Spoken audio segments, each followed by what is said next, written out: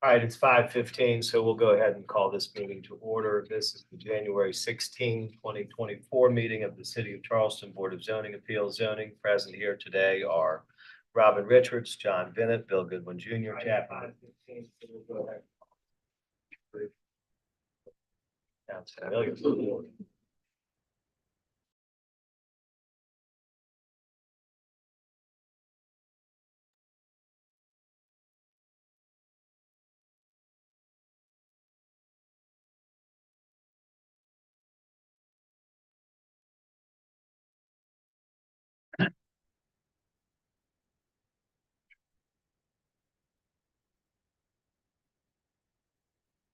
Okay. All right, I think we've hopefully solved the technical problem. We've also got Robin Richards, John Bennett, Bill Goodwin Jr., Chappie McKay, and me, your chair, Jeff Tibbles. Present from the planning staff are Lee Batchelder, Penny Ashby, and Emma McQuarrie. These proceedings are being recorded. Robin Richards, John Bennett, Bill Goodwin Jr., Chappie McKay, and me, your chair, Jeff Tibbles. Present from the planning staff are Lee Batchelder, Penny Ashby.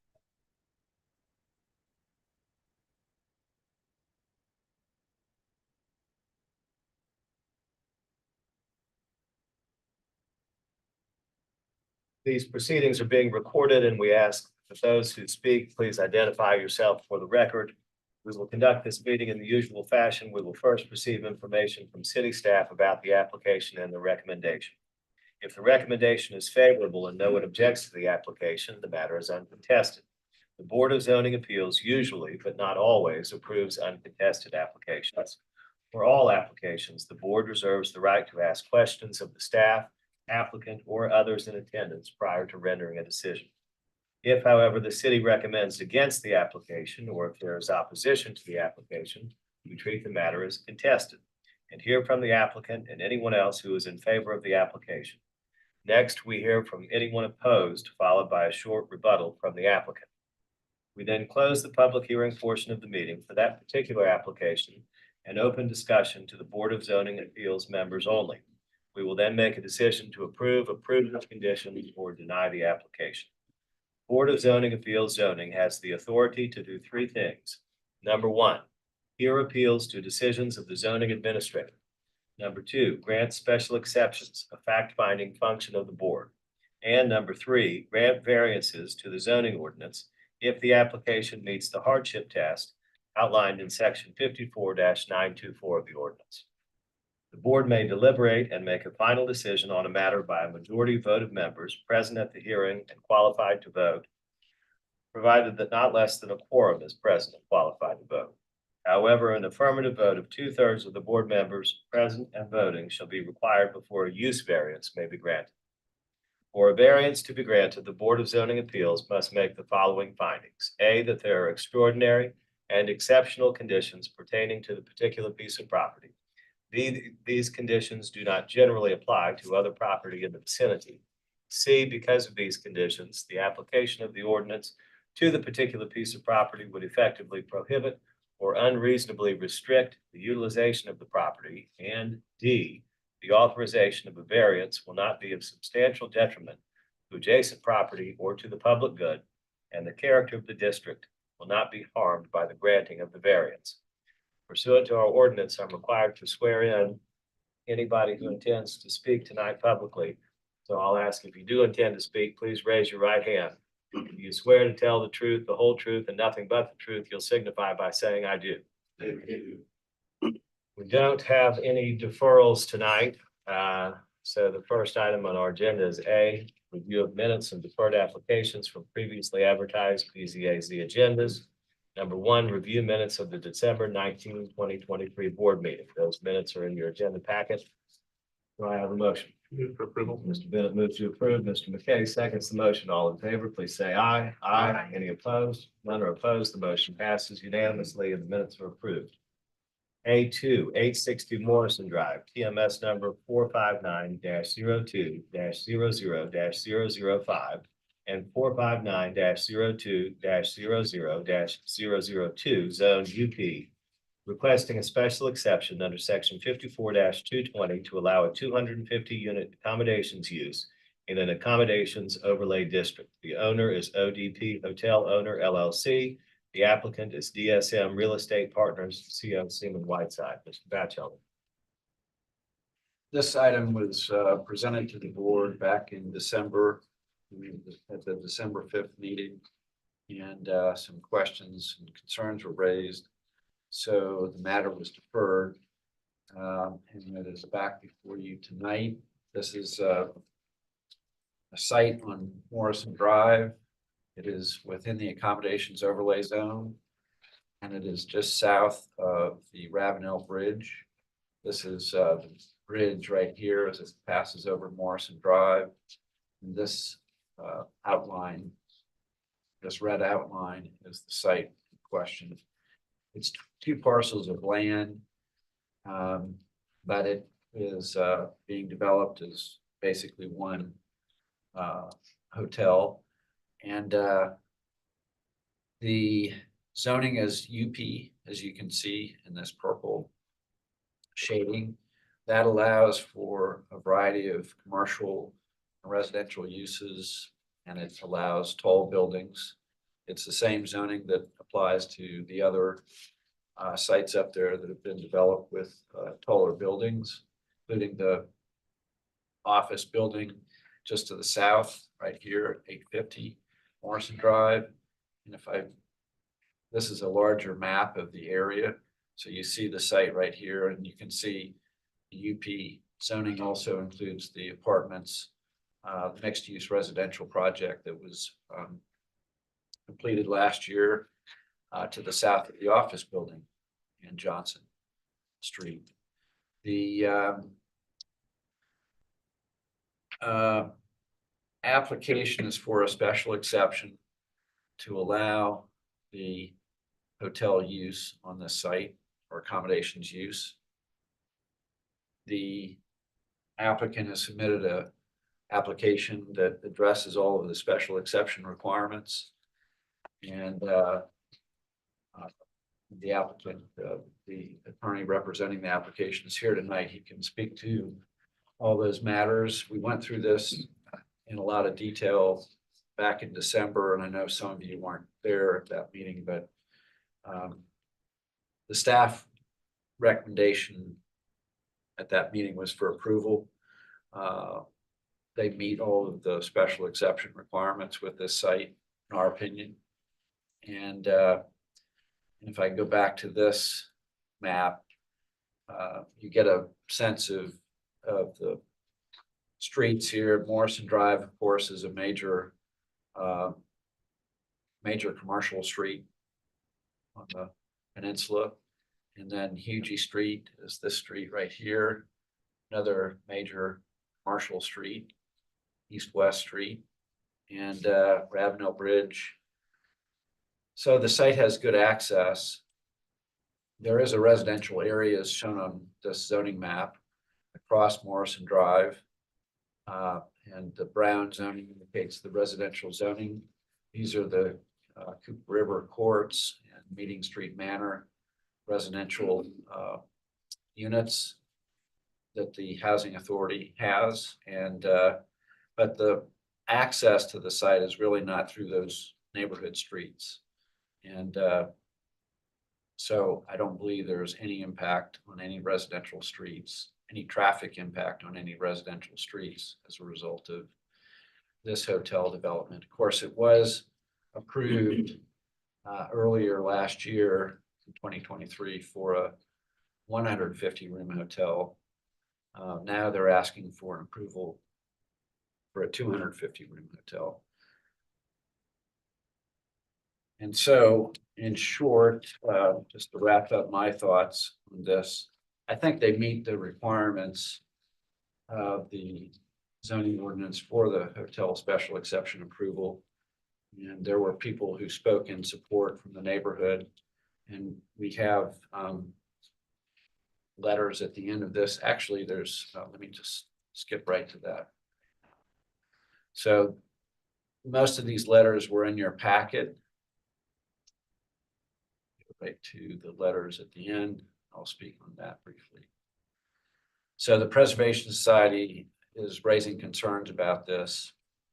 And perhaps they're here, but this letter, I believe was in your packet that you received.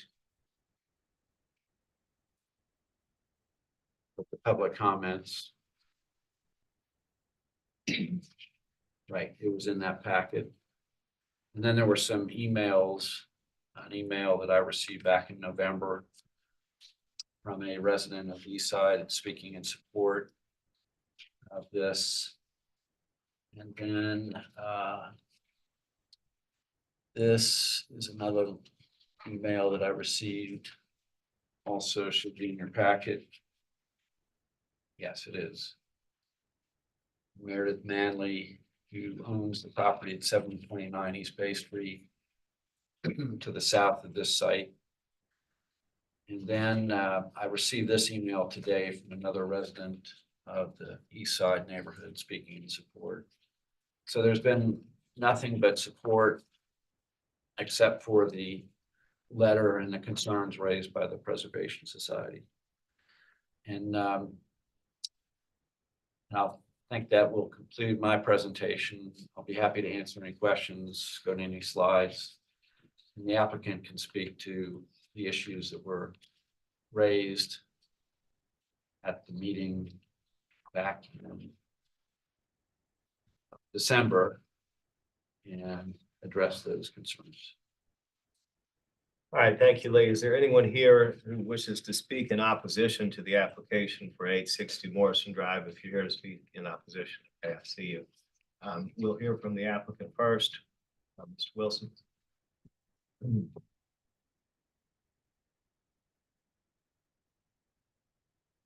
Thank you, Mr. Chairman, members of the board. I'm James Wilson with Wobble Bond Dickinson here on behalf of the applicant.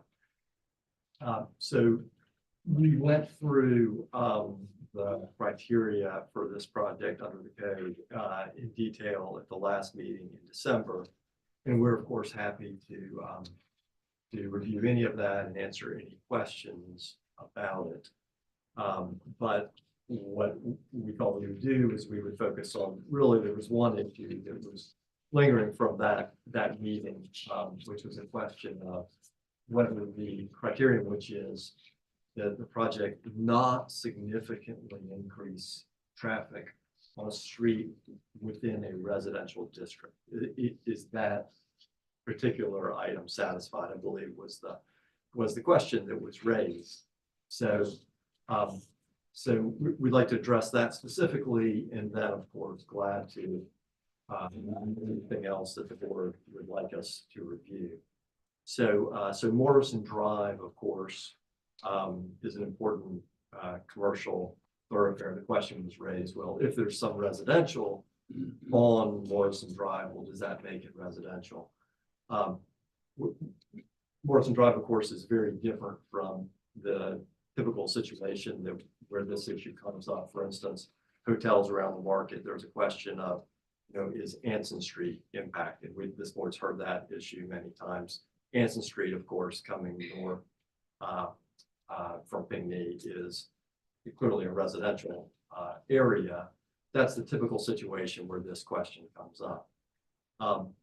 Under the R zoning ordinance, Morrison Drive, we believe is definitely not a street in a residential district. Our zoning is UP Upper Peninsula, which is a zoning district which allows a variety of uses, commercial uses, of course allows residential as well, as do essentially all of our zoning districts. But it has multifamily developments that you all are familiar with. But the UP zoning ordinance, the district, very specifically refers to Morrison Drive as a primary street, and it requires that we have commercial uses on the frontage of the property. So clearly our zoning code, the UP zoning that we're part of, treats it as a commercial street. After the last meeting, what we did was we went back to the City Traffic and Transportation Department, which had of course already reviewed our traffic analysis, but we went back with the full traffic impact assessment And I believe that Mr. Wallace is here actually this evening, and so can answer more specific questions. Mr. Wallace from Transportation Department. He's reviewed our traffic impact assessment, and I'll let him speak to it directly if that'd be helpful. But the city's transportation department has said, yes, this meets our requirements. So we wanted to go back to the city to get that answer very specifically for the board. Does this meet the city requirements? The city's comprehensive plan, we also went back to look at that, not only the zoning ordinance, but we looked at the city comprehensive plan. This area is zoned city center, which, as the board probably knows, is the part of, portions of the city that are designated and planned for the most dense urban mixed use type projects. And so the point of that is it's just more evidence of what's, is this a residential district? Well, yes, there are some residential elements along Morrison Drive, but this is not a street within a residential district. Morrison Drive is and has been for as long as I've been alive an important commercial corridor within the city of Charleston.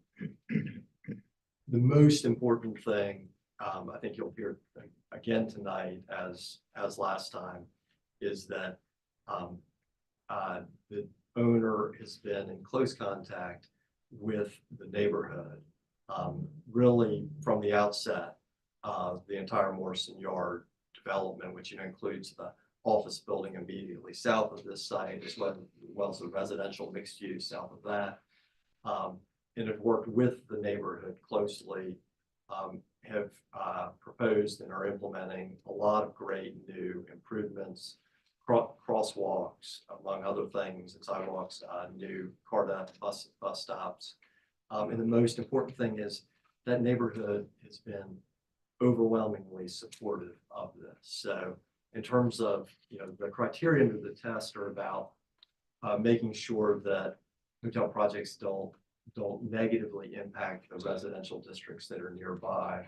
I think the most important thing you'll hear again tonight is that the residents who are closest by are supportive of this because of improvements, because of job opportunities, because the owner has tried to work with them from the outset. So I'll leave it at that, but please, any questions? Our whole team is here. We have our traffic engineer, Jennifer Beal, we have our architect, Eric Garrison. We've got the whole design team. We have the ownership here. So please, if there are any questions you'd like us to answer, just let us know. Thank you very much. Thank you, Mr. Wilson.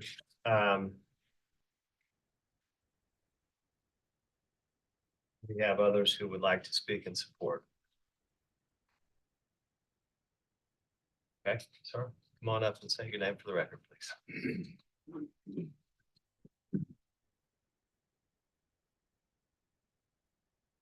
Good evening. My name is Edward Jones, and Happy New Year. Saw y'all last year, first time seeing y'all for this year. And I'm standing up here. I am a member of the Eastside Community Development Corporation Executive Board. And I'm also a community advocate person for this particular area where you're talking about, which is on Morrison Drive. And the reason why the community support them so high, because, being a community advocate person, people look up to you to lead them in the right direction. And after I met with Zach and Tony and Mr. Gary, we talked through the whole process, from the groundbreaking of the Morris Yard, the residential area, to the office area, and now to the hotel area. The community is in full support of, because for one thing about it, we talked, and there were some issues there that I addressed personally myself. Mr. Lee, could you go back to the overhead of where you got the like the picture of Morrison Drive where? Yes. Yeah, I'll go ahead a little bit more. Where we got like the street, and you see both sides of the street. Is there a? It was an aerial.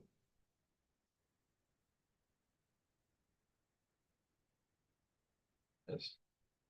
It was a little close up. Not sure. have anything Yeah, like that. you got a nice aerial picture of, Oh, did we have that in here? yeah, Mhm. you actually, yeah, That's the, yeah, that's it right there. okay, If you look at this, right now, this is, and this is public housing right here. And all beside here, before that went up there, they had like a sand dune, you know what the sand dune was, we pull up. And under that sand dune was city drains. And whoever was doing some work on the public housing on Morrison Drive, they fill all that drain up with dirt. So when we get rain or backflow, this area right here would always be flooded and these people would always be flooding in.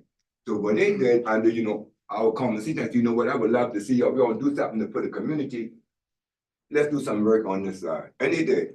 They put a sidewalk from Stewart Street all the way down to Cooper Street, which was no sidewalk.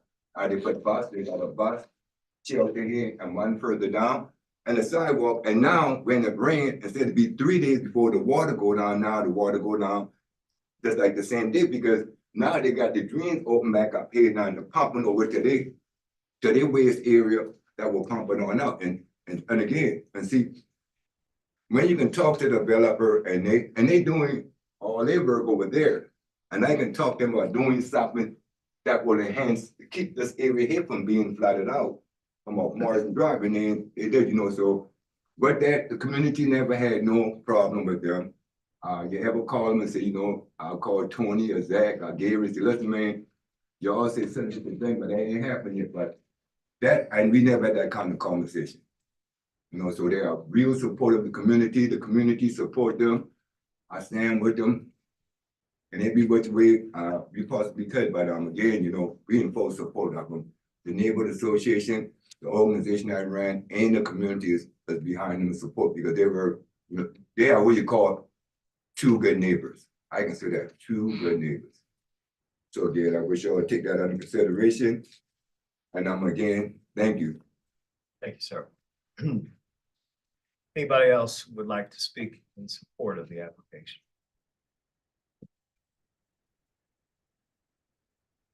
Good evening. My name is Monique Jackson. I'm actually one of the residents out that neighborhood. And just like Mr. Jones said, a lot of things were a lot different before they came around.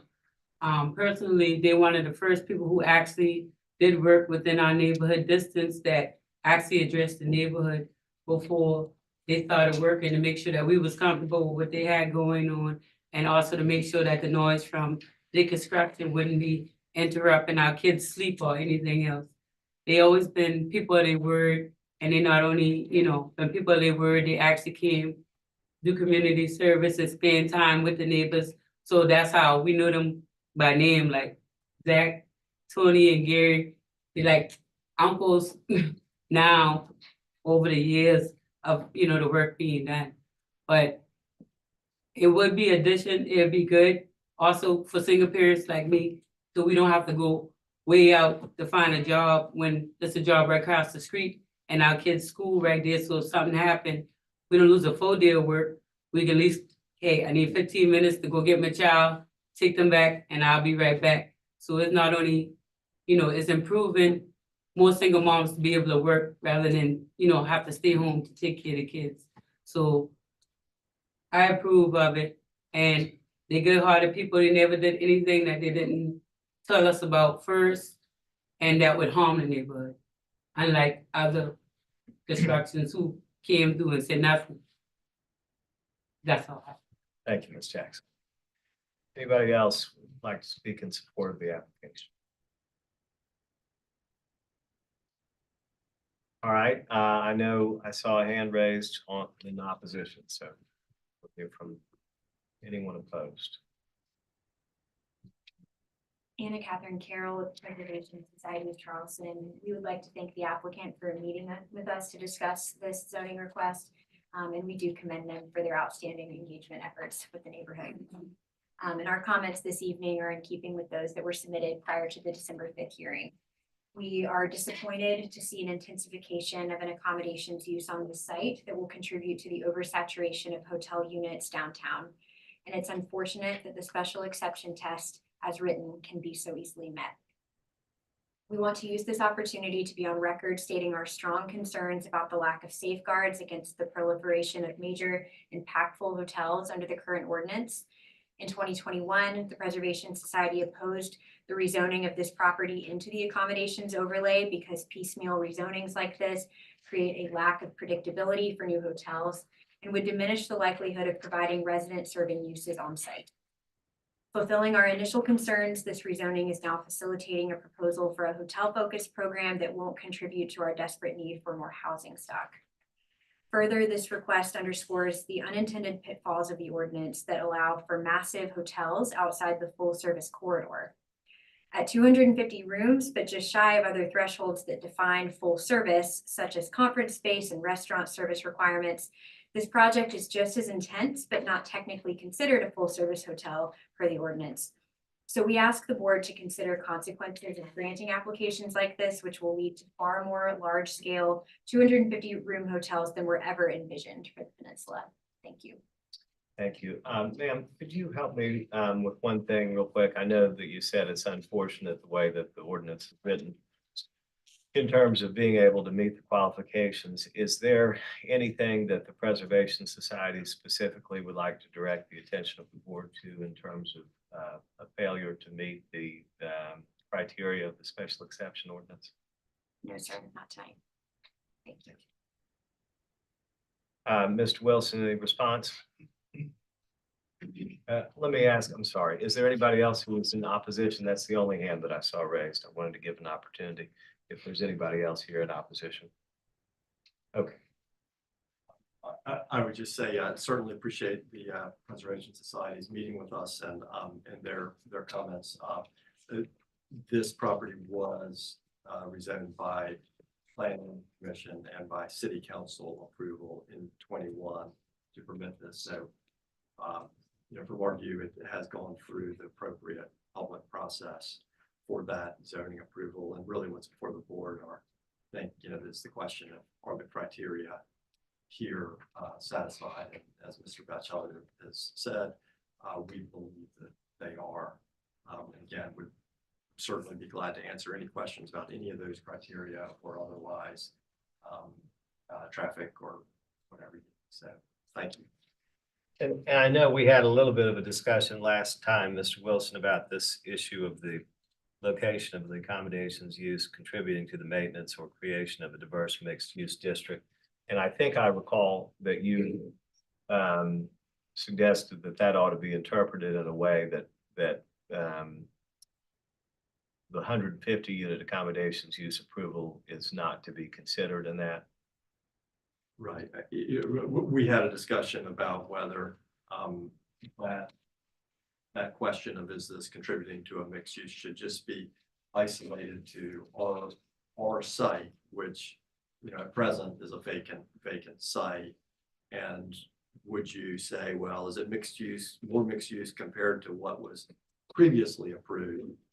And what was previously approved a year ago was a 150 room hotel with 175 residents was planned. Now that wasn't approved by this board because this board doesn't approve the residences per se, but that was what was planned next door. Our point of that conversation last time was when the zoning code says, does this contribute to a mixed use district or a keyword district? It doesn't say, does this contribute to a mixed, is your site becoming a mixed use project? If you apply that universally, any project that's a hotel project, you'd have to say, well, no, it's not a mixed use because it's just a hotel, right? So we don't believe that that would be the correct interpretation of the code, nor do I believe that the city zoning staff considers that the correct interpretation, but happy to discuss more if you'd like. I understand. All right. I know that traffic was a question and a discussed issue during the last meeting, and apparently we have Mr. Maddox here from the city's traffic department. Does any board member have any questions for Mr. Maddox or any concerns about the traffic, or is this? I think Mr. Wallace. Oh, I'm sorry, Mr. Wallace. Apologies. Thank you. I do have one question, Yes, sir. just to know whether, from Mr. Wallace's standpoint of is there a difference between the number of going from 150 to 250? Does that significantly increase traffic, or because it's a hotel and it's staggered through the day? What's your thoughts? Yes, sir. There is an increase in 100 hotel rooms, but believe it or not, a hotel is spread relatively evenly throughout the day. We typically look at morning and afternoon peak hours in our traffic studies. So 100 additional hotel rooms doesn't add a significant impact to overall traffic during the peak hours. Any other questions for Mr. Wallace? Related questions? Thank you, sir. Thank you. Mr. Wallace. Yeah. Any further questions for the applicant or for the city? Or-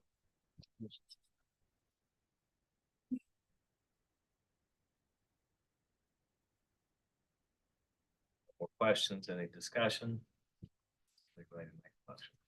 Well, I do think it is concerning the scale of the hotel, going from the 150 to the 250, and the intensification of these larger hotels on the peninsula, which, you know, all of those large hotels, we approved so many of them already in the overlay district, that now it does seem that this is going to be an impetus for more and more and more larger hotels in other areas of the city that are outside of the overlay district, which is just a little concerning to me. And Lee, my understanding is residences go away. Yes, there is no residential component. How many residences were there? There are no residential units on the site. Never were any residential units on the site, but there was a plan to There build. Because that's the one we approved in Yeah. 23 was a 150 room hotel with 175 residents. Right. Right. So they're just taking out the residences and adding hotels. Right. So if we approve this, then the residences technically will go away. It's 175 residents.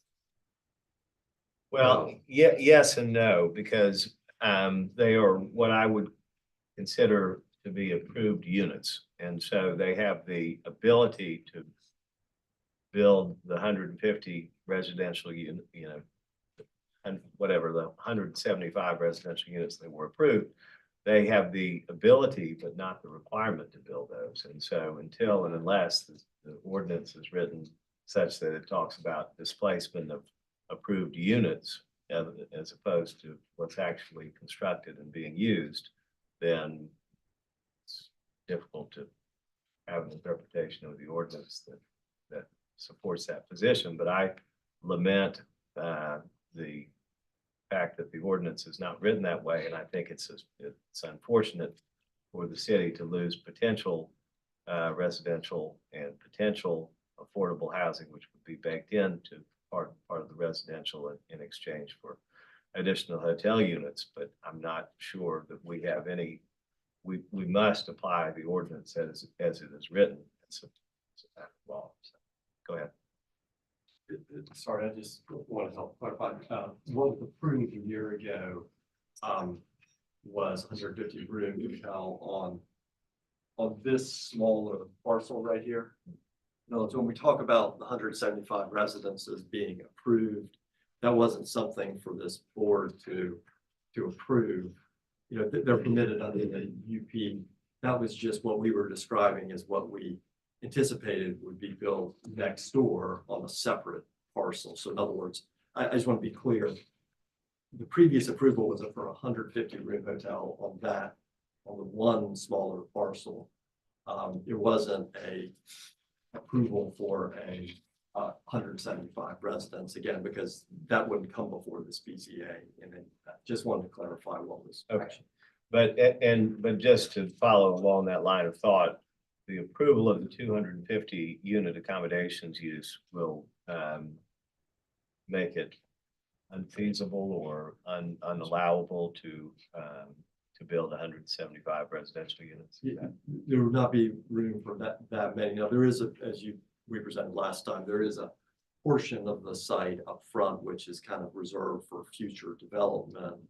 We expect most likely that would be some combination of office and some commercial uses.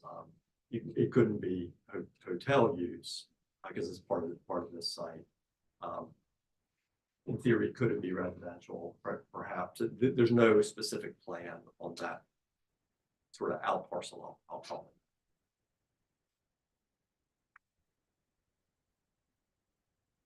I think to your point, you're not displacing occupied dwelling units, which is how it's written.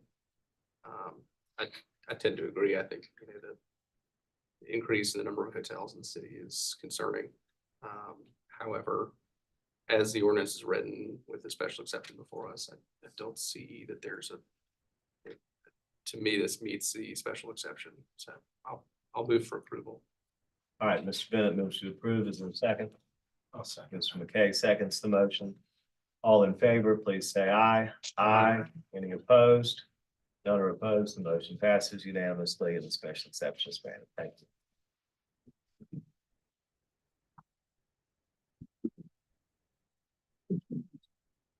Oh,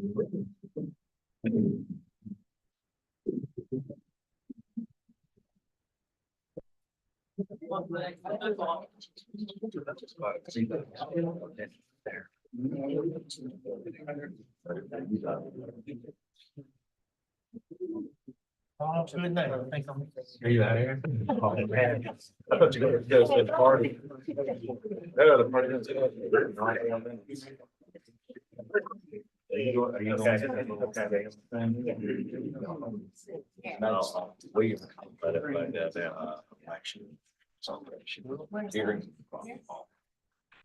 Well, I was just given some very welcome news by Ms. Ashby, who's always on top of the agendas, and she has told me that if I had read a little bit more closely here, that B4 and B6 are both deferred. So if you're here for 948 Rutledge Avenue or 113 Cummings Street, those have been deferred.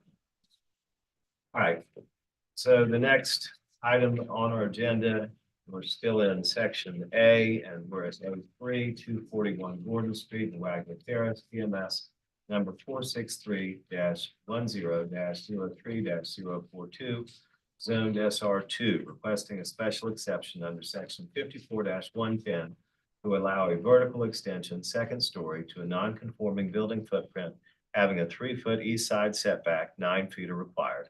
Requesting a variance from section 54-301 to allow a 1-story addition having a 4-foot 3-inch west side setback, 9 feet are required. The owners are Tyre and Laura Moore. The applicant is Barbara Looney, architect. Mr. Batchelor. 241 Gordon Street is located in Wagner Terrace at the western end of Gordon Street. And here's a view of the house as it sits today. So you see there's a portion in the back that's 1 story.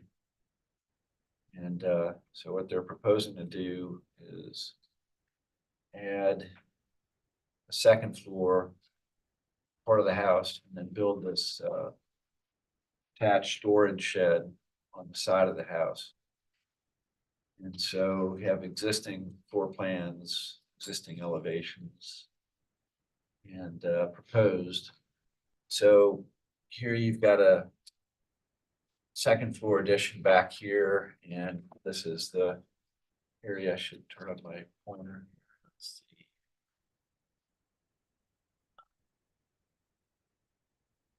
Okay, so here is the area of encroachment where the second floor is being added that encroaches into the required 9-foot side setback. So that requires the special exception over there. And then here is the addition to the side of the house that will be a storage shed that's approaching on the other side setback. And a close-up view. And then proposed elevations here. So this is the rear elevation, so I guess it's this area right here where the second floor is being added within that setback. And then here would be the addition that requires the variance. So the properties to each side are both owned by the same person. And they have submitted a letter of support. And this is a letter from the neighborhood association. They just met on this, actually last night, I guess. And this is from the president of the Wagner Terrace Neighborhood Association, expressing their support for the proposal. And here, this is the letter from the neighbor across Gordon Street in support. And Harper James Finucane is the owner of the property on either side. So 239 Gordon and then 245 Gordon Street. And then 242 St. Margaret Street is in support as well. So anyway, that's all the support. We're not aware of any objections or concerns, but I think they meet the special exception test for the extension of the non-conforming building footprint vertically in this case. And they would like to keep that backyard available for garden space. So they're proposing to put the shed here instead of back here. And that impacts this neighbor on this side. I think that's a reasonable trade-off. So for that reason, I'm willing to support this and recommend approval. Thank you, Lee. Anyone here in opposition to the application for 241 Gordon Street? All right, nobody here in opposition. We have the owner or applicant. All right, anything you'd like to say to the board?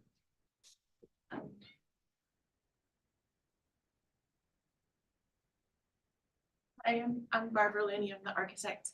And Lee touched on this a little bit, but what we're asking for the variance request is for the shed and it's attached to the house. As you probably are well aware, the shed can have, an accessory structure can have different setbacks. If we were to take this shed and detach it from the house, we could move it up to 3 feet from that property line where we're 4'3" now. That would just leave a foot from the house.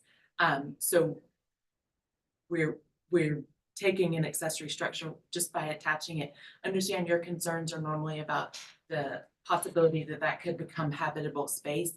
And if we could go back to the elevations, Lee, I just want to point out that the window that we have that faces the front and the doors at the back, you can see that floor level of that shed is at grade for obvious reasons. It's the shed, but also that window, if it were ever to become habitable space, that window would have to be altered. That would have to go through the process. So in addition, it has that elevation down at accessory elevation less than 11 feet. So it kind of minimizes any possibility of it ever becoming habitable space as far as becoming attached to the house. Thank you, Ms. Looney. Any questions from the architect? Thank you. Any discussion? Have a motion? A question, Lee, are there other examples of attached sheds in the neighborhood? Is that something that's typically done or seen or found? Well, It seems, I don't know that that's typical of the neighborhood, but I will say that it's typical of the neighborhood to have homes that are sited very close to the side property lines. Because the zoning that's in place that requires 9-foot side setbacks on both sides is not at all, doesn't match the pattern of homes that have been built in the neighborhood, which typically have a wider side yard on one side, but very narrow side yard setback on the other side, if any setback, maybe 3 feet, typically. So this home has a nice side yard on this side for that neighborhood. And then we'll still have a fairly wide side yard here even with the proposed addition. Again, looking at the neighborhood, Yeah, could you show the, yeah. you the- see the how a area? lot of these homes like this, these two are real close to each other right here. This is real close to this side property line. So, and this one appears to be pretty close to this side property. So, you know, it's side setbacks in this neighborhood are not typical large side setbacks, let's put it that way. I do notice that most of the accessory units are detached and behind the house. Right.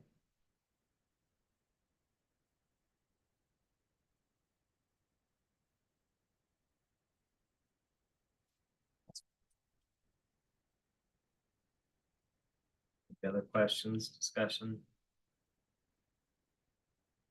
Motions? All right, Mr. Goodwin moves to approve. Is there a second? Mr. McKay seconds the motion. All in favor, please say aye. Aye. Any opposed? One opposed. Mrs. Richards is opposed. And so we'll have a approval of both the variance and the special exception by a vote of 4 to 1. Thank you.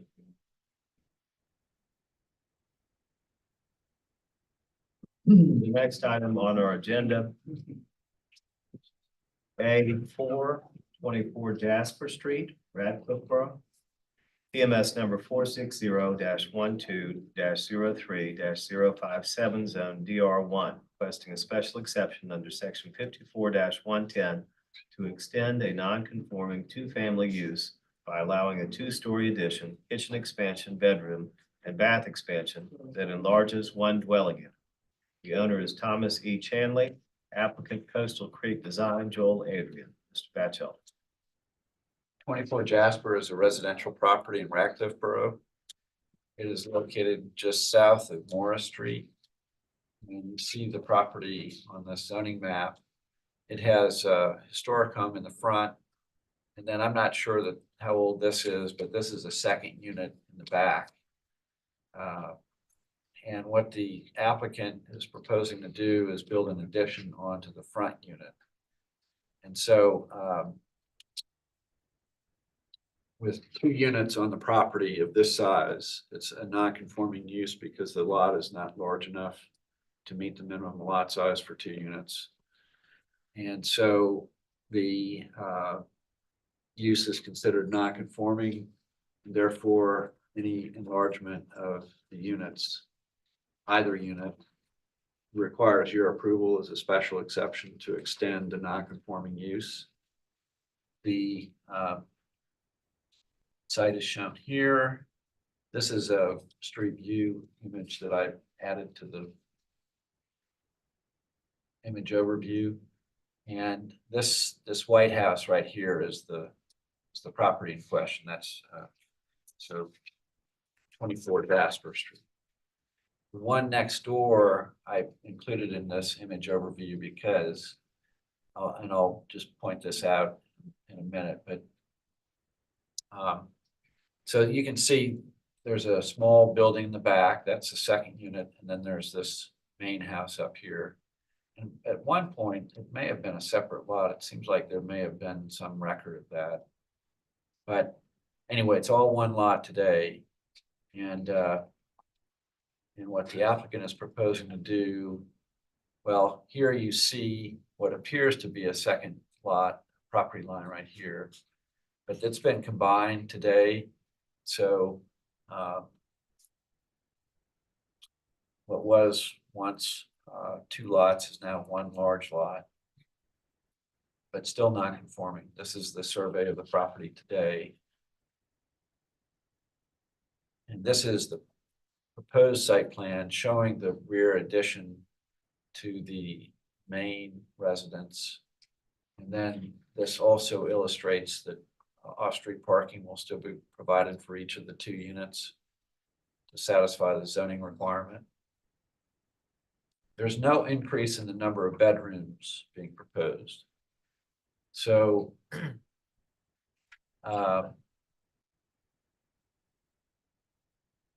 just more plans, photographs of the existing home. And one thing I'll point out is that obviously this this home did not have this enclosed piazza originally. That's something that happened over time, and that was typical of many homes on the peninsula. Many single homes had piazzas that had been partially or fully enclosed over the years.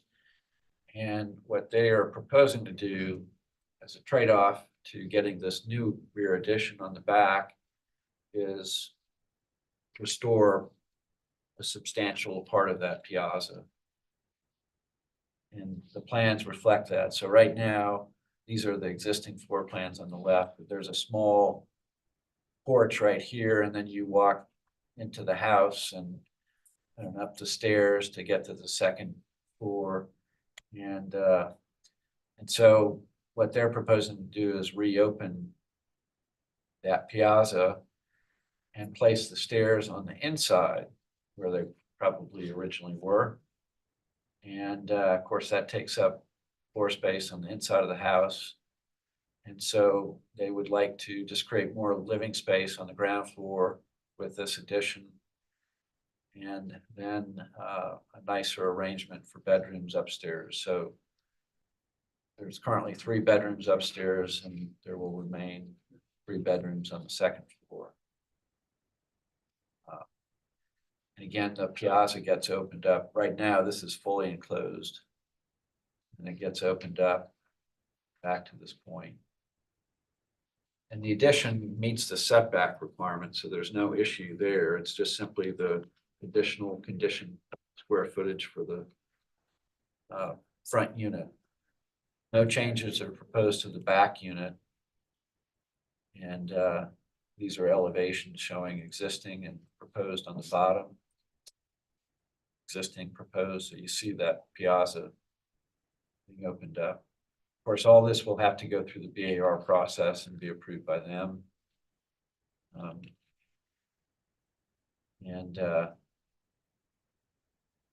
It's the rear. But if I go back to this image right here, so years ago, this home right next door looked very similar. It had a piazza that had been significantly altered. It might have been fully enclosed. Seems like it was an odd looking kind of enclosure. And I had a photograph from the file, and I thought I had scanned it and was going to add it here, but I couldn't find it. But so this piazza was pretty much fully enclosed, addition part of the building. And these folks years ago, before even Google Street View came online, wanted to build an addition on the back. And I said, well, that's fine, but I want you to restore the piazza, because you're taking away square footage when you do that. And so there's a trade-off. And they were willing to do that. And that project was approved, and they completed that. And this is similar in a lot of respects, that that piazza's been altered quite a bit. And so the addition requires your approval for special exception to find that there will not be a impact on traffic, parking, that sort of thing, for this kind of situation, I think. But I think there's a trade-off for getting that addition, and that is, okay, well, let's fix some of the problems with the existing house. And so that they're willing to do that in this case. And so I'm supportive of this proposal. And it's my understanding that there's been some conversations with neighbors about this. And I don't know that we have anything that's part of the agenda packet, but the applicant is here. I see folks from the neighborhood here as well. So I'll just leave it at that and say that I'm recommending approval. Mr. Bailey, does that, just so I'm clear, the approval would not just be for the addition, but also for the conversion of the enclosed piazza. Yeah, I would condition that on the piazza being reopened as shown in the plans, subject to the DAR's approval, of course. All right, thank you, Lee. Anybody here in opposition to the application for 24 Jasper Street? Here in opposition. All right, no one is opposed to your proposal, Mr. Adrian. Is there anything you'd like to say to the board? Excuse me, I don't like to speak. Are you in support or in opposition? I'm in support of the house. I'm the vice president of Radcliffe Association. And you should have had a letter from the president. The Radcliffe Association met and unanimously approved the reconfiguration of this much abused house. Having said that, I have a personal consideration about this. If you go to C3, See, it shows the parking. oh, I got you. That one. right there. I guess I'm on the neighborhood association. We support, I have a concern. If you look at the cars and driveway, and I know what the zoning regulations say about tandem parking. What you have are multiple residences and one driveway. So it doesn't work. And I don't see a solution and it meets the regulations. I just want to point out that it doesn't work. Unless you think I'm being picky, take a ride by 70 Radcliffe Street. It's got a Carolopolis sign hanging on it. It's got multiple residences and one single driveway. And for the past 7 years, there have been 3 recycling cans and 3 trash cans in the front yard because it doesn't work. So I just point that out because I understand that the applicant meets the requirements of the zoning regulations regarding parking. It bugs me. Okay, Thank you. and please state your name for the record. James Doyle. Mr. Doyle, thank you. Yeah, right. You might want to ask the applicant or the owner what his intentions are for that rear building. He indicated to us that it was a short-term rental. I read the regulations on short-term rental and I don't understand them, but I'm not sure that that's in keeping with the ordinances for Radcliffe Park. Thank you, Mr. Doyle. All right, Mr. Adrian.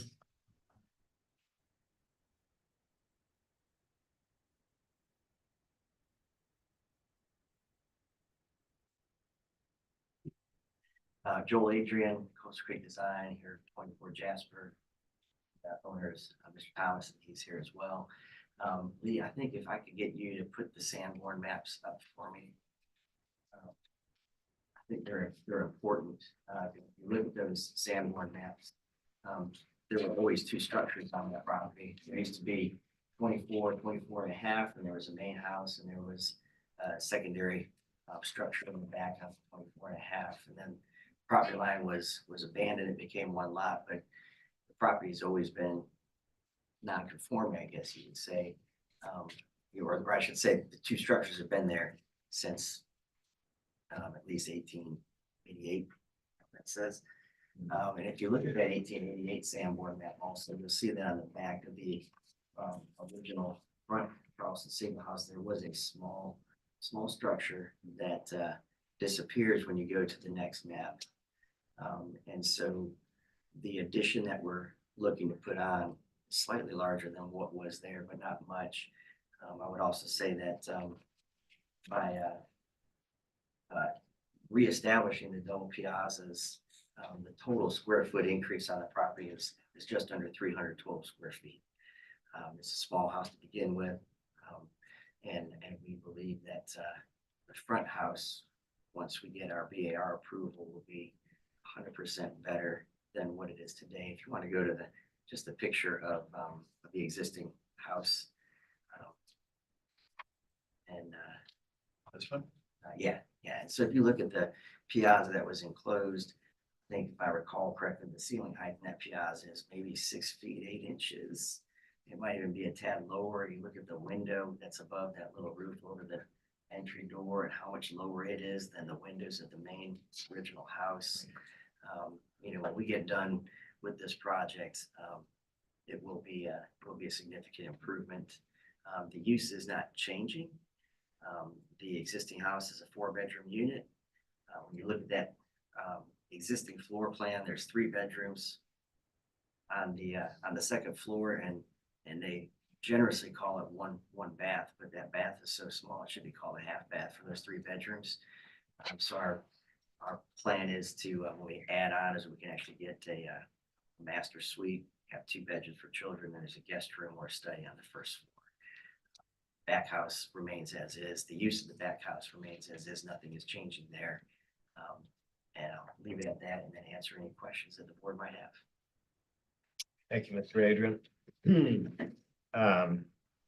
Mr. Shanley, anything you'd like to say? Or Let's cover it. Okay. Thank you. Questions? I have one question. Have you thought about where you're gonna put all those trash cans and recycling bins? Right there. So if you look at the site plan, you'll see that there is. Did you make us, that's why I just wanted to go back and. If you go there, you'll see that there's about 4 There feet you go. between that Okay. parking space and this house, and still just be stored there and then rolled around. Good. And Okay. and this I is just the hadn't seen adjacent driveway, so we'll just loop right through. So,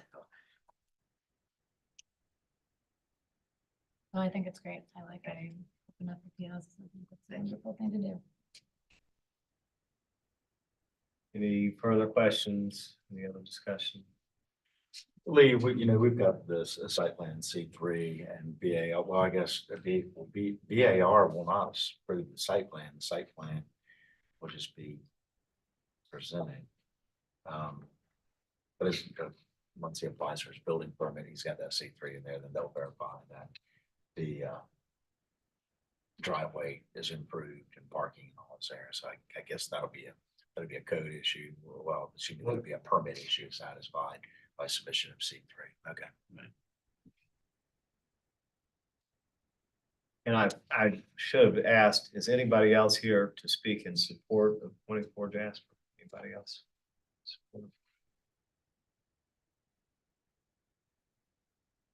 Lee, do we have jurisdiction to address parking configuration?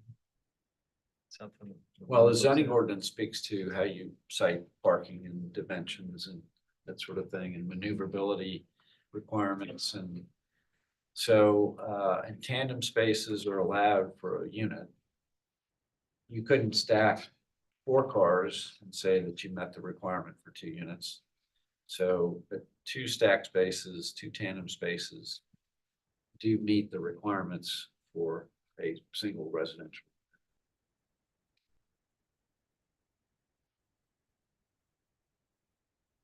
Perhaps not an ideal layout, but it meets the requirements. Right. Yeah. We say we can require parking spaces. We can't require people parking in spaces. So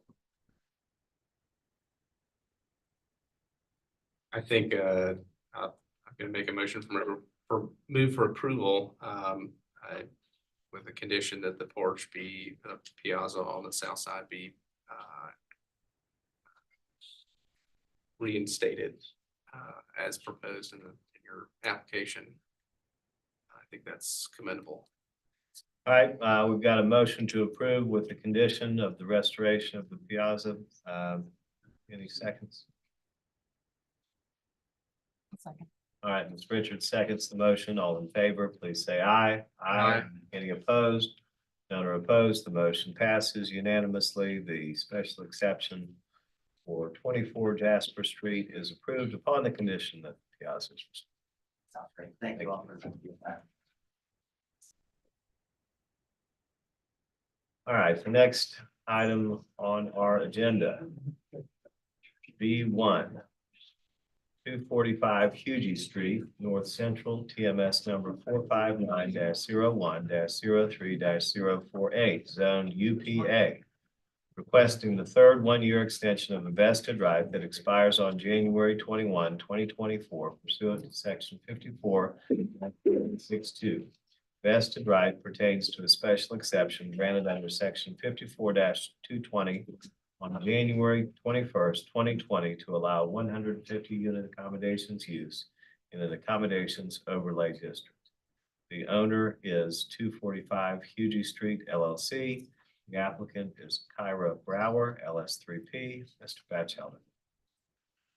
This is an extension that satisfies the requirements and we recommend approval. And is the owner or applicant here? All right, anybody in opposition to this request for the extension of vested rights? All right, do I have a motion? I'll make a motion for approval. Okay, moves to approve. Do I have a second? I'll second. Mr. Bennett seconds the motion. All in favor, please say aye. Aye. Any opposed? None are opposed. The motion passes unanimously, and the third one-year extension of the vested right is approved for 245 Hugie Street. New applications, B2, 52 St. Margaret Street, Wagner Terrace, TMS number 463-11-04-016, zoned SR2, requesting reconsideration of the BZA-Z Board's decision on December 5th, 2023 to deny a two-story addition that connects a one-story detached garage to the main house. Owner is Thomas Ackley. Applicant is Seraphin Michael Milan. Is there commentary from the city, Lee? Well, so this was heard by the board back in December on December 5th, and we had 4 members present that meeting. And we expected that, and so the board heard this back then. There was a motion to deny the application, and then a second, and then a vote, which was a tie vote, 2-2. And so the motion failed and the application was denied as a result. And so the owner of the property has appealed for reconsideration of that decision by the board.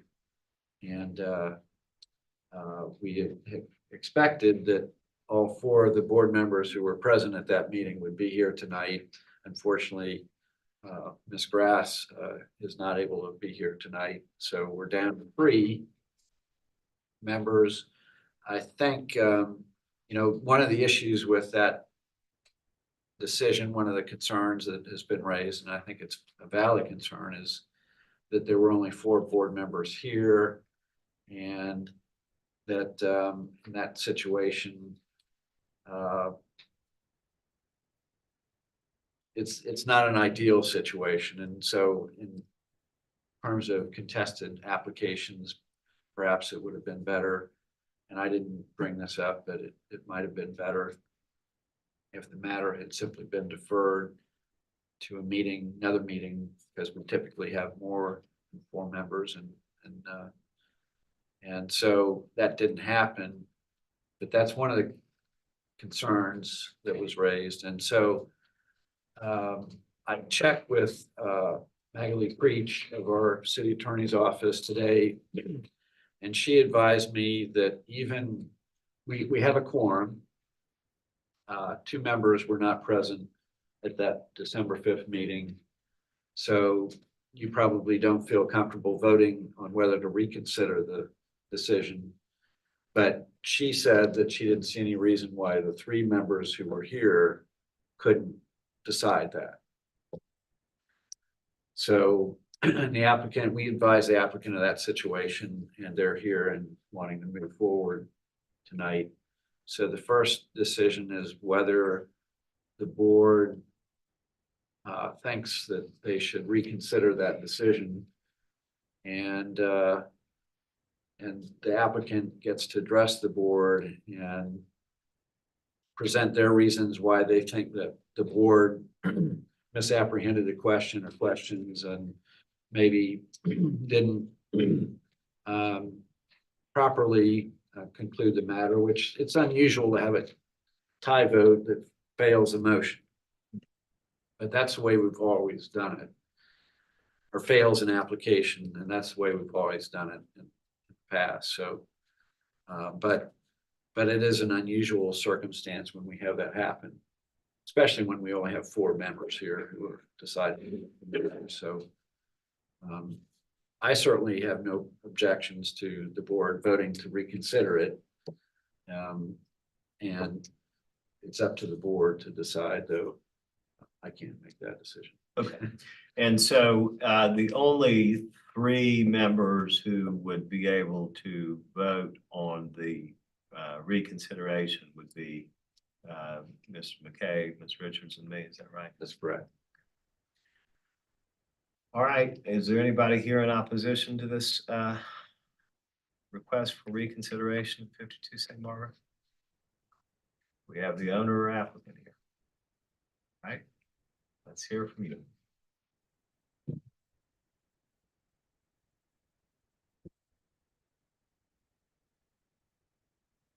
Hello, I'm Sarah from Michael. I am the architectural designer for the project. We believe that the board did not understand our project materially. Three simple facts. There's a lot to be said about the project. How to speak to you about that, there I am. With 3 simple facts, I believe the project should be reheard by them. One is that this has been presented as a 1 to 2 story addition. The existing house is 21'6" above grade, and the proposed addition is 26'6" above grade, adding a modest 5 feet in height. So a 1 to 2 story addition doesn't really fully understand the architecture. The other is that at the last meeting, we were presented as a side and rear setback, crossing the side and the rear setback. The house is already non-conforming on the side, and we are not crossing that side rear back setback again. We are asking for a hyphen addition to cross 11'6" over the back setback and to join to an accessory structure at the back, which will be used as a garage in the new project. Additionally, we believe that our hardship was misunderstood because our project is built 9 feet past the 25-foot setback, creating a physical hardship of the land itself that the project cannot fully realize the square footage available on the site. We are trying to not encroach upon the neighborhood, leave the existing architecture, and reclaim some of that hardship imposed upon us at the rear of the site, while not becoming structurally any closer to any of the neighbors than any of the architecture is now. Thank you. Thank you, Mr. Milan. Sharp? Yeah, I've had the opportunity to listen to the meeting on YouTube, and I do feel like it was a little bit misrepresented on the intent of our project, because I think it's a valid concern that was brought up was keeping true to the character of the neighborhood and overdevelopment. We have a letter from the neighborhood association from the president that is a pretty strongly worded in support of what we're doing. And, you know, they're kind of our gatekeepers there. Not turning it into an Airbnb or doing anything like that. What my goal is my wife is currently pregnant with our 2nd child. So it's due in March, and what we want to do is to, you know, accommodate our growing family, is add another bedroom and more living space, while maintaining yard. Our son loves to play in the yard. So we don't want to take any of that away. So that is a reason that we decided to go back and up, you know, because we went back and out, eat up the yard, and we'd also be closer to the sidewalk, and to the road. Really, this is kind of, we've looked at this from pretty much every angle. I initially was opposed to 2 stories. I don't want to have to walk up and down stairs, if I'm being completely honest. But seeing what a one-story addition would do and what we'd give up. I was like, yeah, it's a no-brainer. We should do this 2 stories. And the connecting between, really it's this space to here. Well, this is just a deck and this is just a little hardscape patio. So that's all that we're going to really alter on this property. And tie into the garage, and make that a little bit more of a useful space for us as well. Our neighbor, one of the concerns as well was 2-story homes. The neighbor to our right is a 2-story home. Our neighbor to the left is a 2-story home. The property behind us is a vacant church that I believe now is on the market. All the neighbors, I've spoke with them about what we're trying to do, and they're in full support of it. I've not had any opposition. And I mean, it's just the character of the neighborhood. I think this is sticking with it. I mean, I have a list of 17 homes and neighbors that have done similar projects to what we've done. And as Michael said, ours is it's not really going from one story to 2 stories, so 1.5 to 2 stories, adding 5 feet. Because we did not want to put on a monster addition. Don't want it to eat up visual spaces, but I do want to accommodate our growing family and have a property, a home that we can use for years on end. So that's why I just didn't make it to the first meeting. But I wanted to make sure I was here tonight. My wife wanted to make it tonight. We couldn't get a babysitter, but I just wanted to show you guys that we're serious and we're passionate about our community. Thank you. Thank you. Lee, what do you think about I think they expressed some concerns about how the various request was described. Is that something that has validity in your opinion?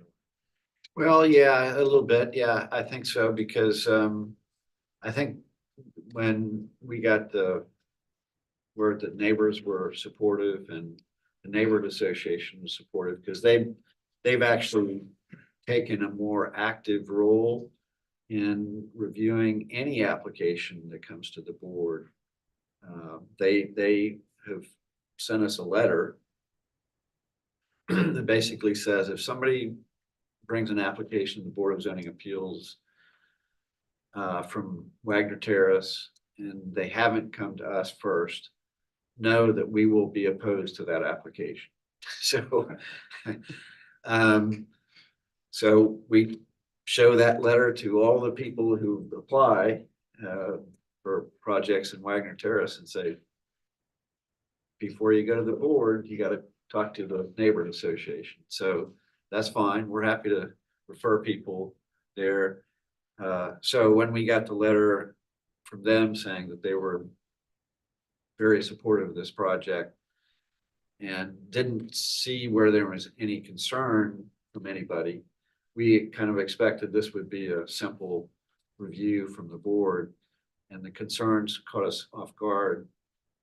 And I think caught the applicant off guard too, because they hadn't done more to prepare to address those concerns. And so that's why I think that it's worth reconsidering. Okay. And so just to be clear, a motion to approve the request to reconsider would mean that they'll come back on another agenda and re-present to hopefully what will be a fuller board. Is that the idea? Right. You'll have a larger group to hear the issue. Or this evening, if you're willing. Can't do that procedurally, but we can grant or deny your request to reconsider. And I think you brought some additional information. You canvassed the neighborhood a little bit better.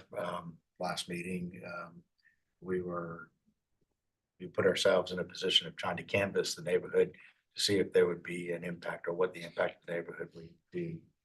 So if we approve it and you come back, I would really greatly appreciate more attention to how it fits in the neighborhood and it does not impact.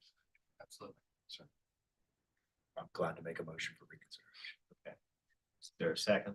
Also, All right, Ms. Richards will second the motion. All in favor, please say aye. Aye, just the three of us. Okay. And so your motion to reconsider is approved. We'll see you at one of these next meetings. Thank you. The next meeting, the next one. All right, thank you.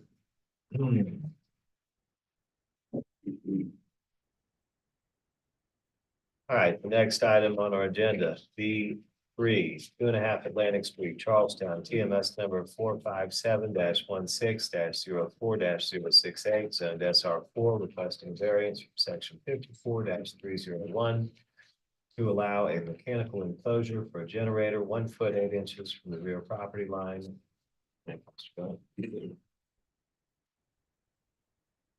And a lot occupancy of 38%, 3 feet are required, and existing 35% limit lot occupancy. The owner is Benjamin A. Watson. The applicant is Sebastian Von Marshall Architect LLC. Mr. Batchelor. This is an application to resolve an issue with amongst this small group of neighbors. And if there was any concern from any of those neighbors, you would know about it because they would be here tonight. But I will just explain briefly what the issue is. So 2.5 Atlantic sits at the entrance to Zigzag Alley, right off of East Battery. So here's the home, and this back portion of the building is a garage that is accessed from Zigzag Alley. And then you see all these homes that are kind of clustered around that one little spot on Zigzag Alley. Well, the new homeowner here at 2.5 Atlantic Street had a generator installed back here, and because this is in a flood zone, I have to elevate it on a platform to meet those requirements, and it's not very attractive. But they would have options on how they could screen it. One option is to simply extend a fence along that little section of Zigzag Alley and wrap the generator, but that wasn't a good option.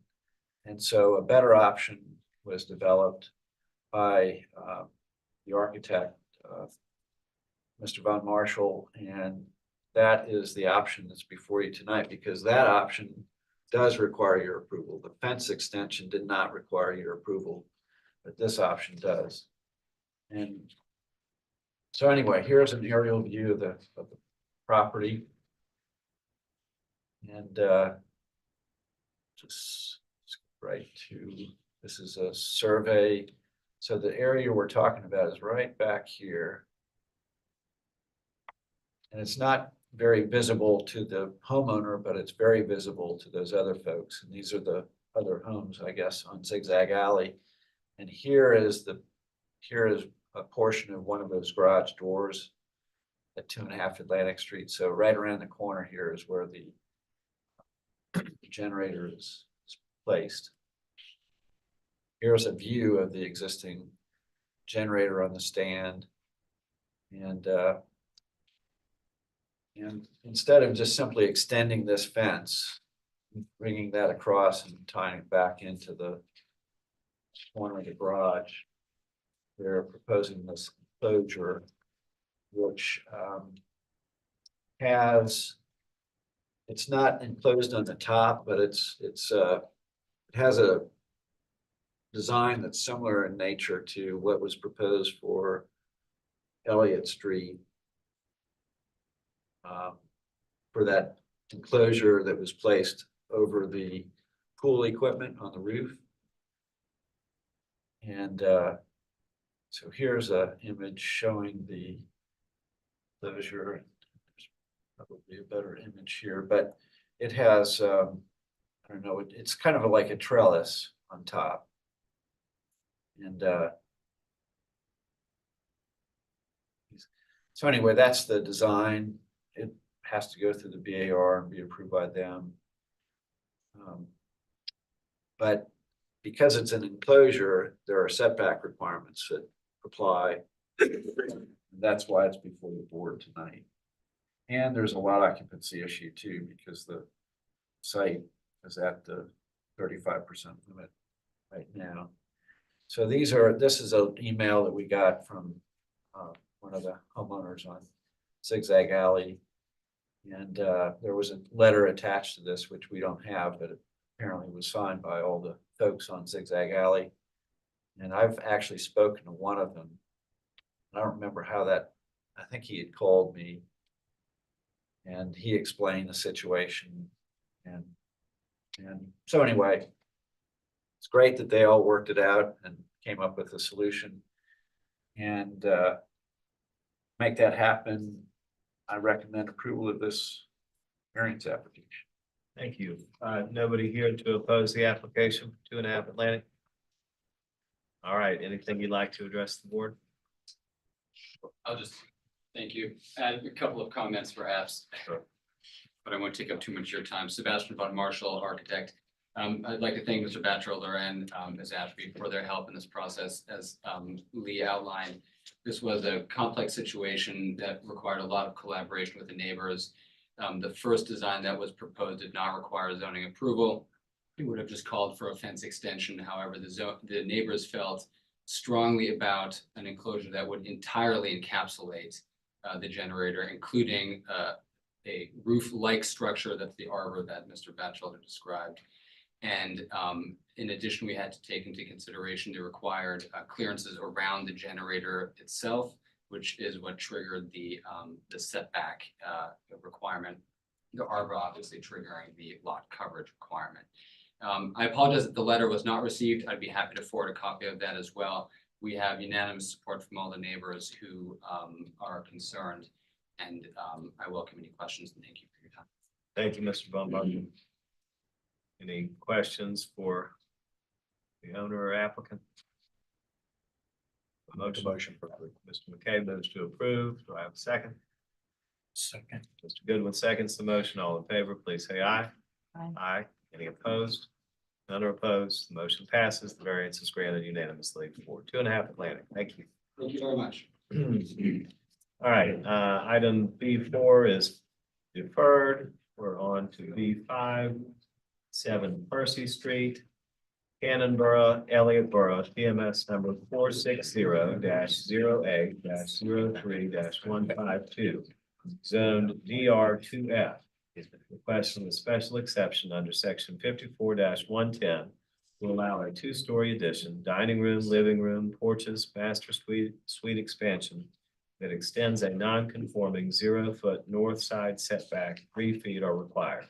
The owner is ADE 1095 LLC. The applicant is Julie O'Connor, American Vernacular, Inc. Mr. Batchelder. 7 Percy Street is the home in Cannonboro, Elliottboro, that looks like it hasn't really had a lot of attention over the years.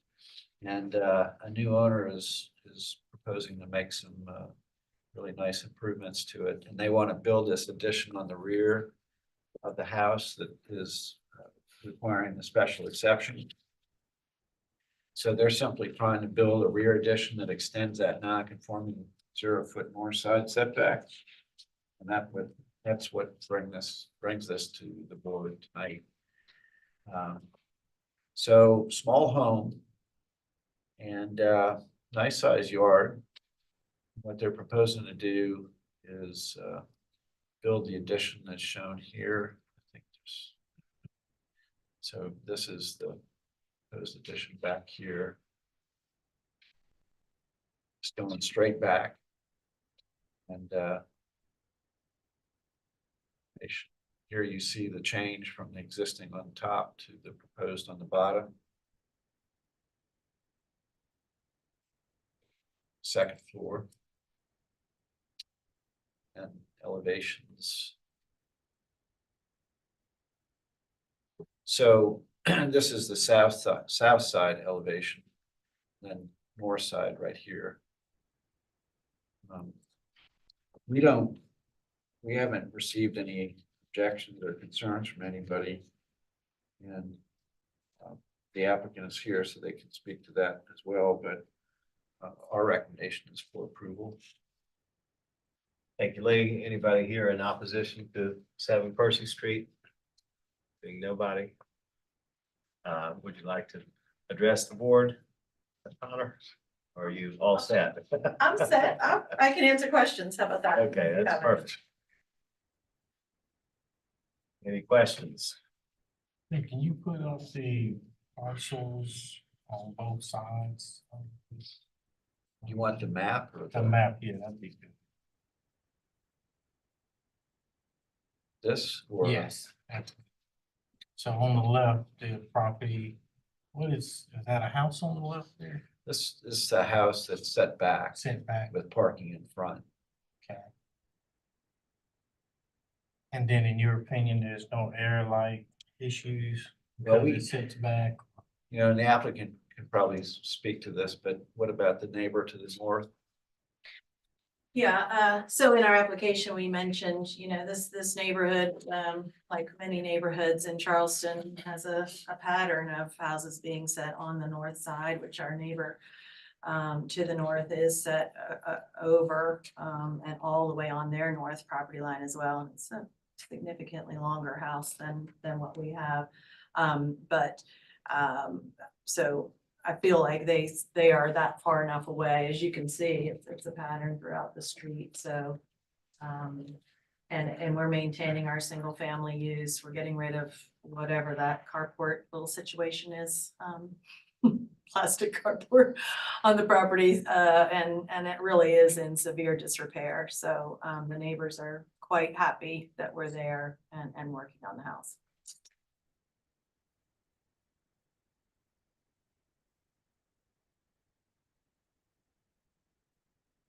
Any other questions for the city or the applicant?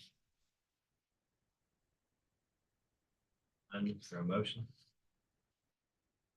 I'll move for approval. All right, Mr. Bennett moves to approve. Is there a second?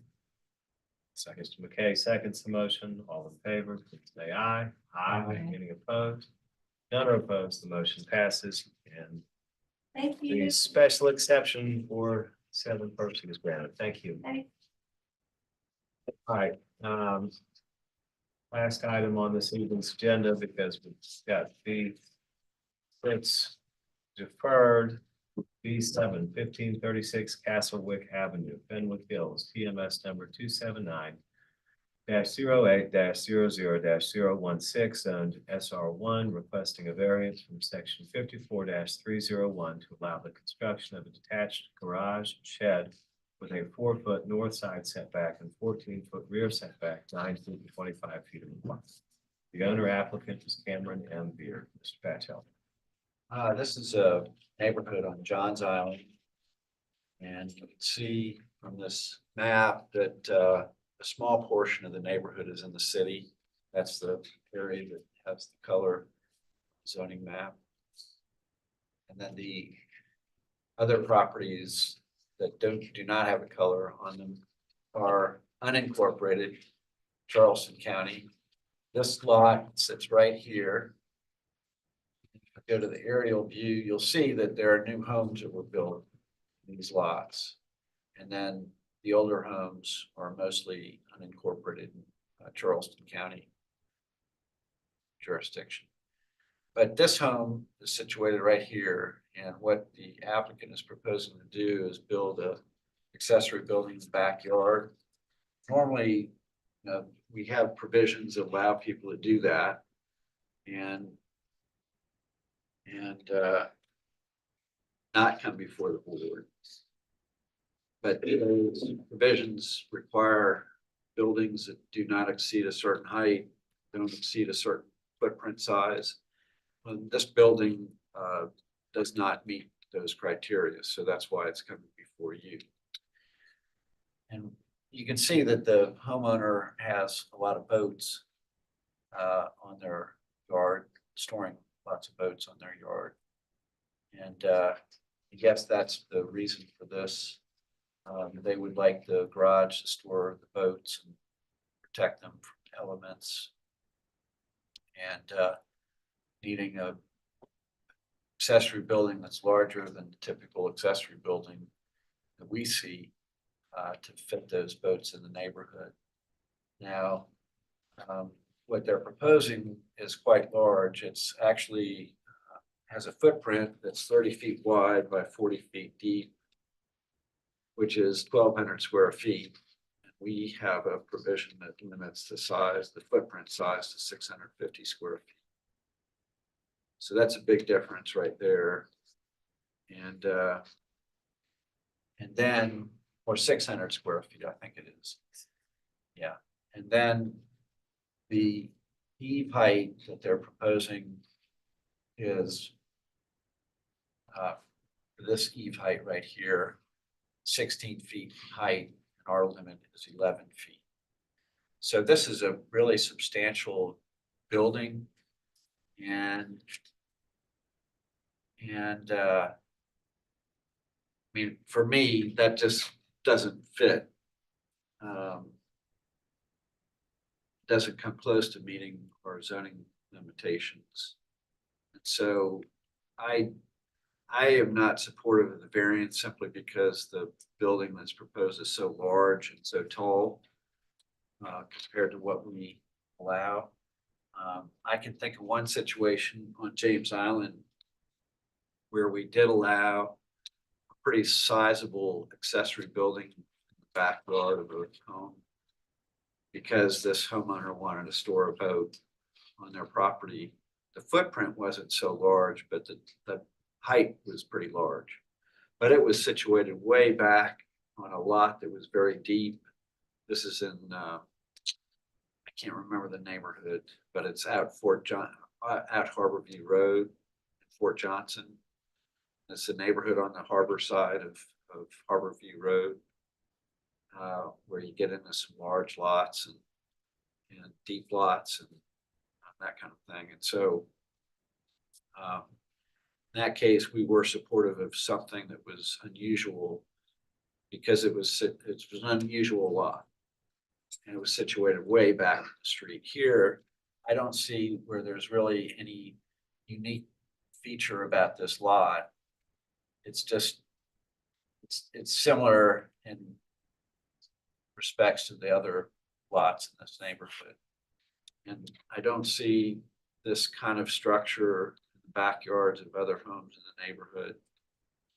So for me, I just don't think that it's appropriate to place building that large. I understand they have boats and they want to store them, but I don't think this is the right solution. And so I'm not supportive of this variance. We did advise the applicant of that, our position last week. I think that's it. The applicant did submit indications from a number of surrounding neighbors that they are supportive of this application. So that does speak to one of our suggestions for applicants to do that. But I don't think this building is appropriate because it's so large and so tall. So. All right, thank you, Lee. Doesn't appear that anybody's here to speak in opposition to your application. So if you'd like to address the board.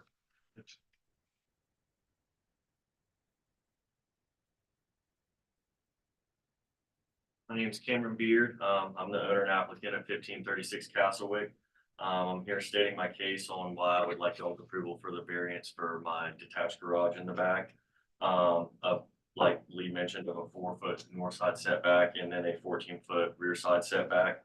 Want to build it, as he mentioned, to store my boats in. That picture, now I don't have that many boats. I just love them and stuff like that. I got 2 now, so it would not be that many, and that's the size of it.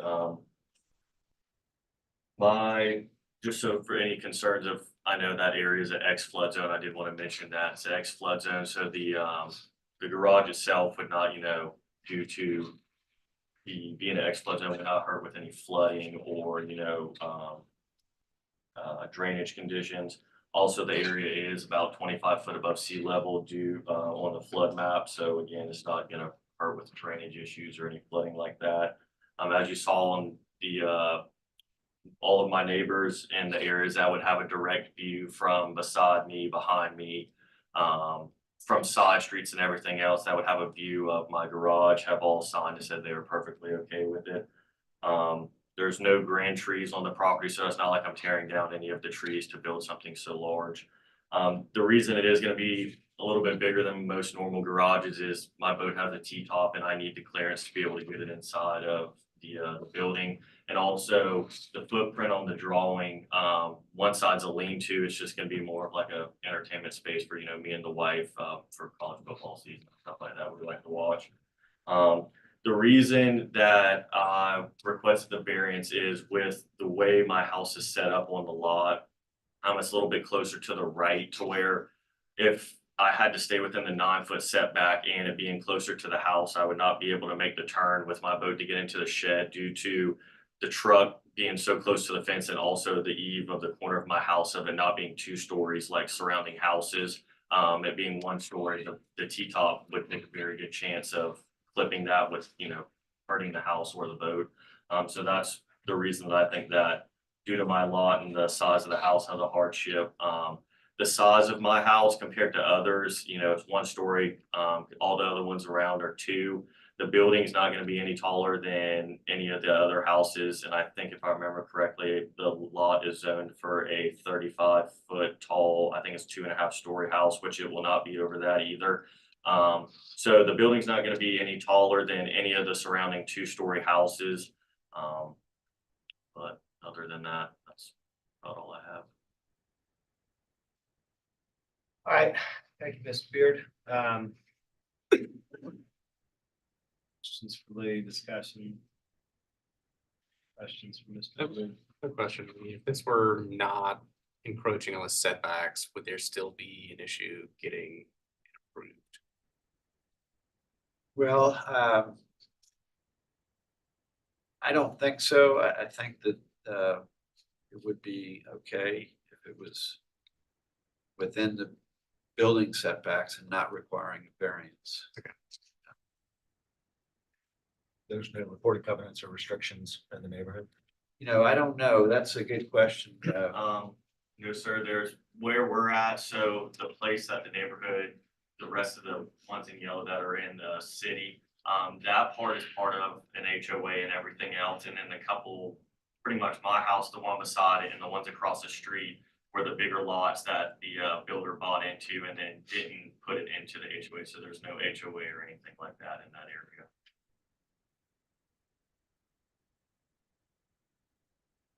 I don't know if this was John's question, but if the building was a smaller scale, you would have been more inclined to support the variance.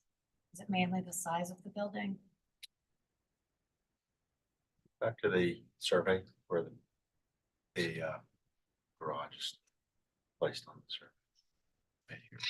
And also too, I don't know if I mentioned, the siding on the building and everything will match the house. My house is like a tannish color. The siding will be the same and the roof will also be black. So it pretty much match the house and not stand out and be yellow or red or, something of that nature. I was saying 2-story frame house. I thought you said it was a 1-story. It's a 1-story, but it's framed as the attic space. If you wanted to, you could add it as a frog. Is that size of the accessory unit where the dotted line, is that the open? Yes, so the yellow is the whole building, the right side of the yellow with the dotted line in the middle, the right side is gonna be the enclosed area, and then the left side would be the lean-to that would just have the roof over it with nothing enclosed. So the actual building itself without the lean-to would be 30 wide and 40 deep. The eave height would be a 16 foot so that the door could be tall enough to get the boat inside. Well, the dimensions I came up with were 30 by 40. That includes 30 the by lean 40 to. includes the lean-to. The width of the building is 40 feet, actually. Yeah, so the length of the building and the lean-to would be 46 with the lean-to, but the actual building itself without the lean-to is 30 foot by 40 foot. Right. What's the height of what's the height of your peak of your roof? I wanna say it's 25 or 28. So this will be higher for the roof. The peak of the building would be like 25, so it'd be, if that, if not a little bit shorter. Certainly understand wanting to store the amenities on the site. However, it does create some character issues for properties and for the intent of not storing RVs or things like that. I'm assuming, Lee, that the ordinance is trying to not store commercial vehicles and those kinds of things, trying to not perpetuate that.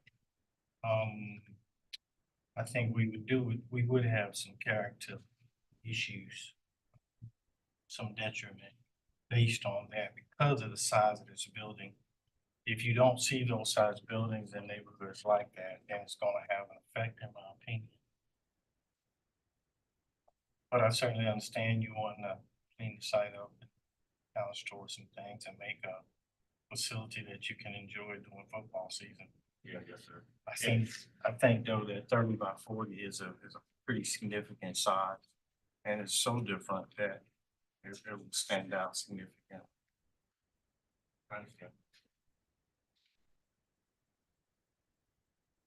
You say the concept is sound, but the massing is excessive. That's exactly.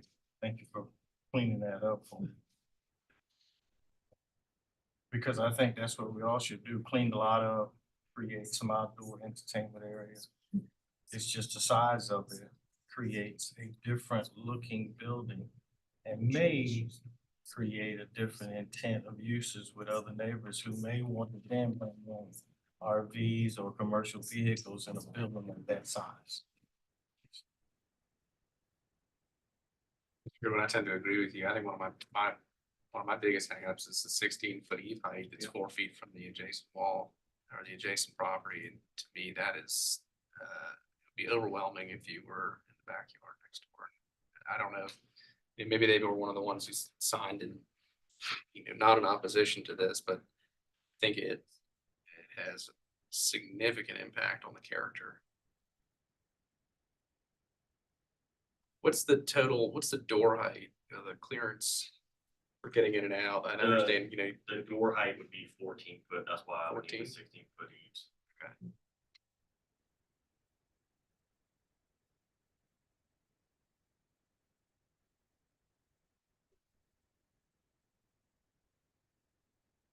And so the reason that you cannot, I think I understand the reason you can't put it within the setback area is because you won't be able to make that turn failing the boat. Yeah, this is the point of impact here. Yeah, Is that yes, right? sir. And that's, I wanted to move it over towards the north side setback, so it'd be just an easy back in for the one bay door. But the other second bay door, if it wasn't scooted over that far, it would be hard to make the first bay door, but much less the second one would be inoperable pretty much. And same thing with why I wanted to move it back also, just so that it's not right up on the house to where you definitely would never make the turn for the second bay door with anything, more or less the first one. How many boats you figure you could fit in there with that size? Two boats on the main street? Yeah, I personally have 2 boats that will be being stored in there. The picture that had all the boats in the backyard when I first moved there from another time, and I've gotten rid of those. I just personally have 2 now. I like boats. I love boats. I know, it's just, they cost so much nowadays and everything. I'm trying to keep them inside so that, you can keep as best care of them as you can as possible, because can't replace them now for what they cost. So the other comment I'll add is that 40, am I reading this right? Is a 40-foot depth? Yes, sir. So that'd be pretty sizable amount of length for a boat. I mean, you have to get a 30-footer in there with no problem, even if you had cabinet space along the back wall. Yeah, because my boat's 25, the front tongue of the trailer is about another 4 foot, with the the accessories on the back of the boat, I'm looking at about another 3. So that's why I wanted to at least be able to walk around in front of it and behind it without, backing in and tapping something either direction. And actually walk around facing there, not just exactly, on both sides. Who's designing this for you? Are you doing this yourself or you got somebody helping you No, it's design a it? prefab building, that a company is pre-engineered and everything else that they would be putting up and whatnot.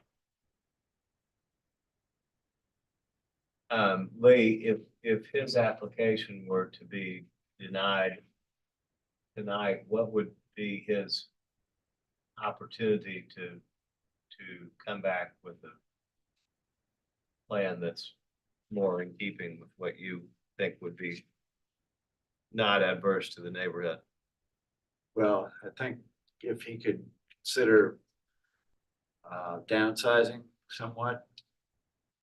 And would he be able to come back then as soon as he does it, or? Well, he could come back with a new application.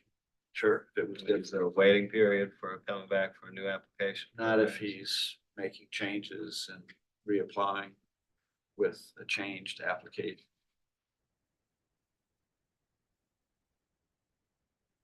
And then in my concern, I pretty much made the building, I'm gonna say, it's one of those things you wanna buy once, cry once. You don't wanna build a building and it have to come across the board and the second you build it, it'd be too small. So I did want to give myself a little bit of wiggle room because I mean, at the end of the day, everybody always got 2-footitis and wants a bigger boat. So I wouldn't want to, at some point go to try and build a bigger boat and have so much money into a shed that it wouldn't even fit inside. Yeah, and I don't know, I mean, I'm not an architect, I'm not very good with design, but it almost seems like maybe you could, turn something diagonal, fit it within the setbacks, still meet your turning radius on your house.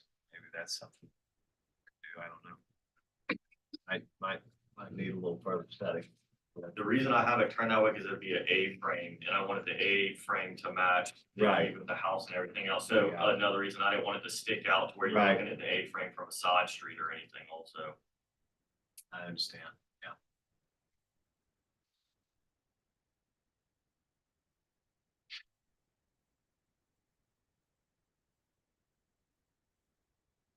Right. It's late. Probably have a- I just have one other thing. So the part that's not enclosed.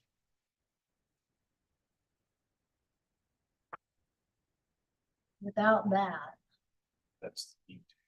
right, without the lean-to, did that make any difference to you at all, Lee? Or it's the It's enclosed the building main size? closed portion.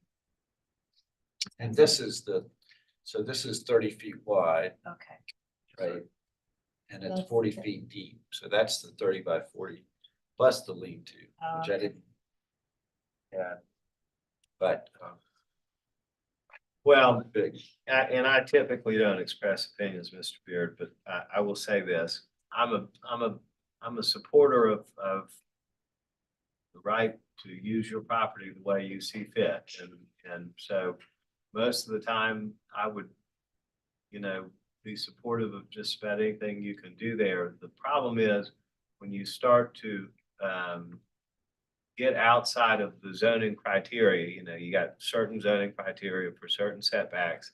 And when you are trying to do that, when you are applying for a variance, then that brings in a whole nother test, right? So, you heard Mr. Bennett say, well, if he was complying with the setbacks, would he need anybody's approval or could he just do it? No, you could probably just do it. But the problem is when you start to get a non-conformity with our zoning regulations, then there's a whole nother test that applies to whether or not that can be approved, right? And so it's just makes it harder to pass over that hurdle when you've got a variance test that's pretty strict and that the board has an obligation to follow, particularly where the city expresses concern. No, I completely understand. If it was within the setbacks, trust me, because after seeing that, I wouldn't have to get the approval if it was within the setbacks. I tried to do anything and absolutely possible so I could do that. But, if it were to sit in there, like I mentioned, of not being able to make the turn and then also for forever, I looked for a house that had a big enough lot that I could hope to build something like this, and it just so happened to be in the city, which I know is harder than the county to get that kind of stuff up approved. That if it were that much farther forward, the money that I spent to have the lot that I would, it would just be unuseful space behind it. I would have, you know, from the building to even my fence, I would almost have 23 foot of space that I couldn't even access because the building would also be there. So I tried everything of the plans of, you know, to meet the setbacks, but to get what I need to be in there to stay under storage, to keep things in good condition, and that's why I'm here trying to ask for the variance. Yeah, I mean, I have one other question.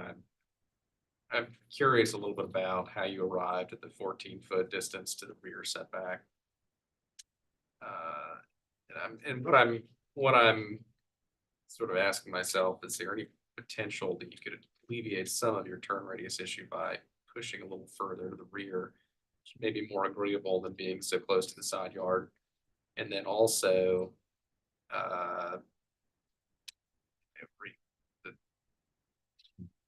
evaluating that 40-foot depth. To me, those are three things that I think I would be looking at. One would be that, those two, and then also the eave height issue adjacent to the neighbor. And I think a 14-foot door, while it certainly would allow you to get in a T-top, that seems like it's a mass of a building is what it boils down to, and I don't think it fits the character. I think that's where I'm having a hard time, was that last step on the variance.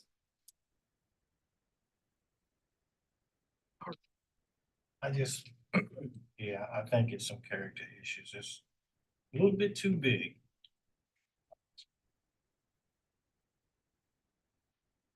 If it wasn't so tall and maybe just as long, does that make any change any of y'all's mind of the fact of, say, in case if it was a 12-foot door instead of 14, which you need 2 foot of eave height for every foot of door, so a 12-foot door would be 14-foot eave height.